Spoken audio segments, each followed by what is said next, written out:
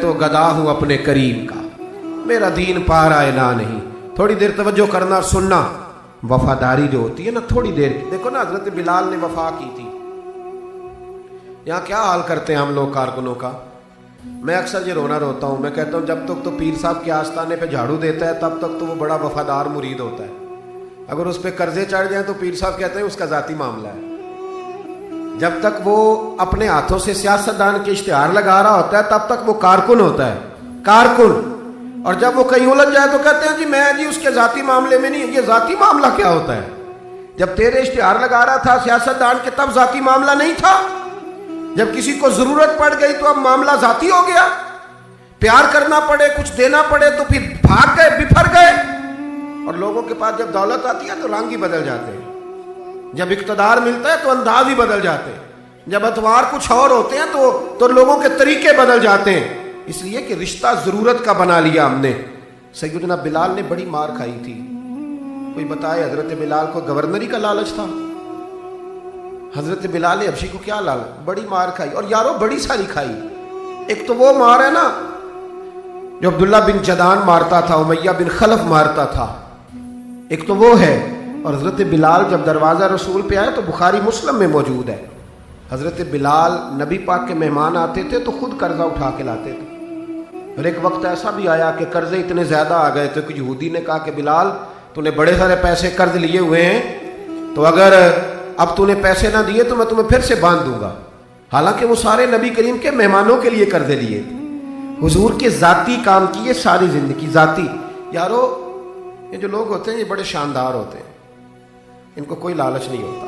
جن لوگوں نے اس محفل کے اشتہار لگائے ہیں ان کی تو اشتہار پہ فوٹو نہیں لگی ہوئی. لنگر کھلا رہے ہیں ان بیچاروں نے. تو وہ ایک نقیب محفل ملتان میں نا ایک دفعہ پیار چلتے ہیں نا دوستوں سے، مجھے غصہ بڑا کم آتا ہے تو کبھی آ جائے تو وہ چلو آ بھی جاتا ہے.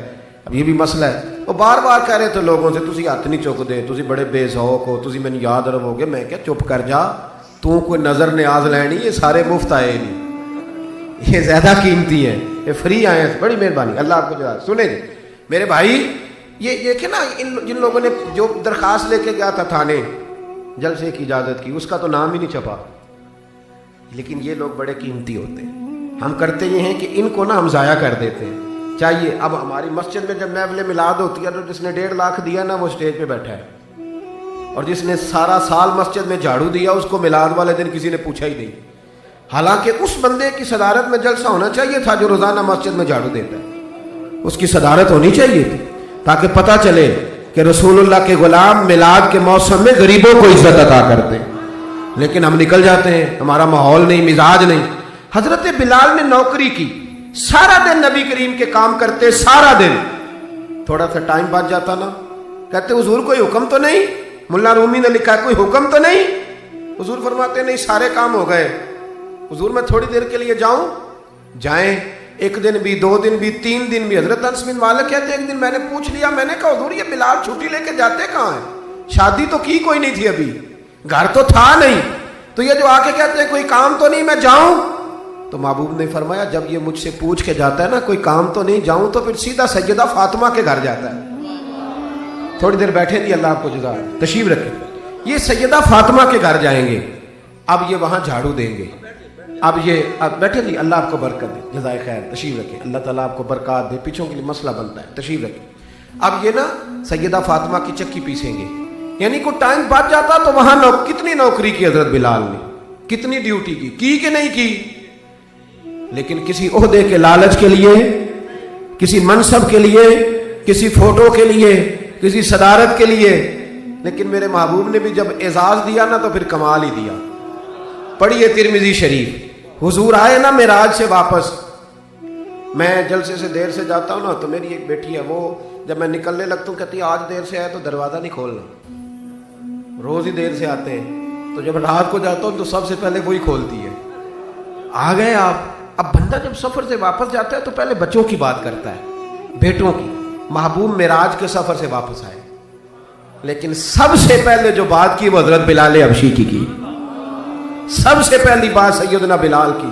مجمع میں بٹھا کے، مجمع میں حضرت بلال کو مجمع میں بٹھا کے فرمایا کیا عمل کرتا ہے بھائی تو بلال؟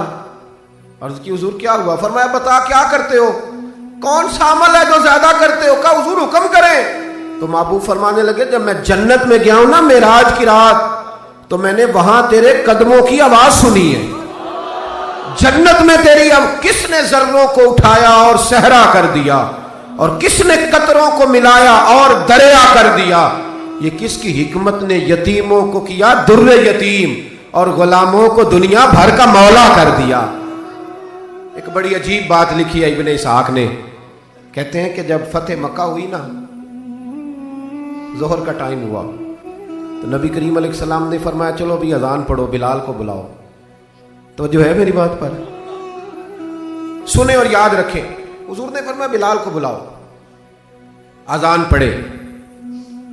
تو ایک شخص نے حضور کے کان میں مشورہ دیا کہ یا رسول اللہ صلی اللہ علیہ وسلم، کافر تو پہلے ہی سارے جل گئے، مر گئے، فتح مکہ ہے، تو کچھ لوگ حضرت بلال کے بڑے دشمن ہیں، تو یا رسول اللہ صلی اللہ علیہ وسلم بلال یہ ہمیشہ پڑھتا ہے، وہی پڑھیں گے، تو آج نہ کسی اور کی ڈیوٹی نہ لگائیں اذان پڑھنے کی، فتح مکہ کا موقع ہے، چلو کوئی اور پڑھ دے۔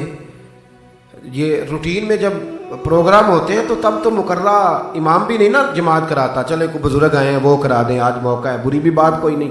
جس نے مشورہ دیا خلوص کے ساتھ دیا، حضور کوئی اور نہ آج پڑھ دے، لیکن میرے محبوب نے جو جواب دیا وہ بڑا قیمتی تھا۔ محبوب کریم فرمانے لگے جب پتھر کھانے پڑے تو تب تو بلال پڑھے، اور جب بدر اور احد میں تلواریں چمکے تو تب تو بلال پڑھے، اور فرمایا جب بھوک کاٹنی پڑے تب تو اذان بلال پڑھے، اور آج اللہ شانے عطا کرے تو کوئی اور پڑھے۔ فرمایا سارے نیچے کھڑے رہیں گے، ابو بکر و عمر و عثمان و علی، طلحہ و زبیر، سارے ہمیشہ کی طرح سنیں گے، اور آج بیت اللہ کی چھت پہ چڑھ کے جو اذان پڑھیں گے وہ بلال حبشی ہوں گے۔ میں لوگوں کو بتاؤں گا کہ وفا کے رشتے وفا کے رشتے ہی ہوتے، وفا کے رشتے وہ پانی پرن سہیلیاں رنگا رنگ کڑے، او پائیا اسی تے پڑھیا اس دا جانیے جس دا توڑ چڑھے۔ وفا والا رشتہ قائم کرو، وفا والا، کبھی ملا کرو، کبھی پی ایچ ڈی کر لیتے ہو نا تو کبھی میٹرک والے پرائمری والے استاد سے بھی جا کے ملا کرو، جب اللہ شانے عطا کرے تو کبھی کبھی اپنے گاؤں بھی جایا کرو، کبھی جا کے ملا کرو۔ ہاں شہر میں آ کر پڑھنے والے بھول ہی گئے کس کی ماں نے کتنا زیور بیچا تھا۔ اپنے انداز نہ بدلو، اطوار نہ بدلو، اخلاق حسنہ کی دولت پیدا کرو۔ یہ جو ہم ٹوٹ گئے ہیں نا، امیروں کی سوسائٹیاں الگ ہیں اور غریبوں کی جھونپڑیاں الگ ہیں، انہوں نے بڑی تفریق پیدا کر دیا معاشرے میں۔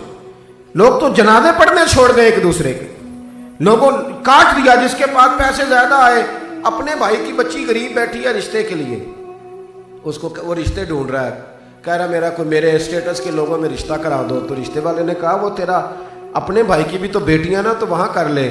کہتا نہیں وہ جب شادی کرے گا نا تو میں تعاون کروں گا۔ تو تعاون تو بھائی کوئی اور بھی طرز کھا کے کاری دیتا ہے، تو اور بھی کو کر دیتا ہے۔ تو وہ والا رنگ اختیار کر جو اللہ رسول نے تجھے عطا فرمایا ہے۔ ہمارے معیار میں وہ وفا نہیں، وہ حسن نہیں، یہ میری طرح کے لوگ جن کو اللہ بڑی شانیں عطا فرماتا ہے، دین کے نام پر بڑا نوازتا ہے، لیکن لب و لہجے میں کئی دفعہ سختی آتی ہے، کئی دفعہ احساس نہیں ہوتا کہ ہم کیا کر رہے ہیں۔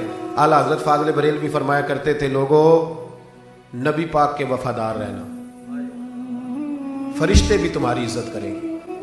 کیا فرمایا؟ کہنے لگے فرشتے بھی کرتے ہیں تعظیم میری، فدا ہو کہ ان پر یہ عزت ملی ہے۔ اکرام کرنا، کبھی بھی اپنے نفس کو نصیحت کرنا، کبھی بھی